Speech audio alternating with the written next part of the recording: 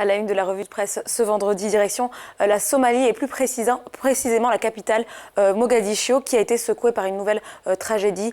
Hier, le groupe extrémiste Al-Shabaab a revendiqué une attaque de mortier survenue alors même que le nouveau président élu dans le pays prenait ses fonctions, comme on peut le lire sur le site de The Africa Review. Bilan, 2 enfants décédés, plusieurs explosions ont été entendues près du palais présidentiel pendant la cérémonie de passation de pouvoir à Mohamed Abdullahi Mohamed, le nouveau chef de l'État qui a prêté serment et évoqué l'insécurité et le règne de la terreur qui a sévi depuis des années dans le pays. Le président que l'on surnomme Farmajo a appelé ses concitoyens à faire preuve de patience. Je cite, « Nous ne pouvons accomplir des choses en quelques mois, mais ce dont nous avons besoin, c'est de nous pardonner les uns les autres et de nous battre ensemble afin d'améliorer la sécurité et l'économie du pays, car c'est un gouvernement pour le peuple. » Au moins un tir de mortier a atterri sur une maison derrière le palais présidentiel, un attentat de plus qui laisse présager un début de mandat plutôt difficile pour le nouveau président,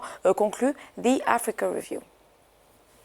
Un regard sur l'actualité au Niger à présent. Le site d'information agname.com se penche sur l'union de plusieurs États d'Afrique de l'Ouest, dont le Niger, et d'Afrique centrale dans la lutte contre le trafic de faune et de flore. Le Gabon, le Ghana, le Niger, la RDC ou encore le Togo planchent en effet sur l'adoption d'une politique commune de protection de la faune et de la flore à Lomé. Depuis lundi dernier, donc, la capitale togolaise abrite une importante réunion des magistrats de ces pays réfléchit sur les moyens de mettre en œuvre dans le cadre de poursuites envers les auteurs de trafic de la flore et de la faune et d'infractions connexes. L'atelier de Lomé, qui se tient après celui d'Accra, je le rappelle, qui s'est tenu en juin 2016, devrait permettre d'approfondir la compréhension sur les meilleures pratiques de l'utilisation des 12 outils de détection et de répression. C'est en tout cas ce que rapporte agname.com. La détection et la répression doivent s'amplifier pour mettre un terme à ce fléau. C'est ce qu'a déclaré le ministre togolais de l'Environnement. Concluons cette revue de presse par un éditorial plutôt musclé publié par OK Africa, le magazine panafricain en ligne qui réagit à la polémique qu'a suscité la DJ sud-africaine que l'on surnomme DJ Dash Az. C'est le discours de cette DJ qui choque la communauté noire sud-africaine. Je suis rejetée car je ne suis pas assez noire et je suis rejetée car je ne suis pas assez blanche. Des mots qui auraient fait sens si le personnage en question était une métisse ou encore une carteronne, mais ce n'est pas le cas.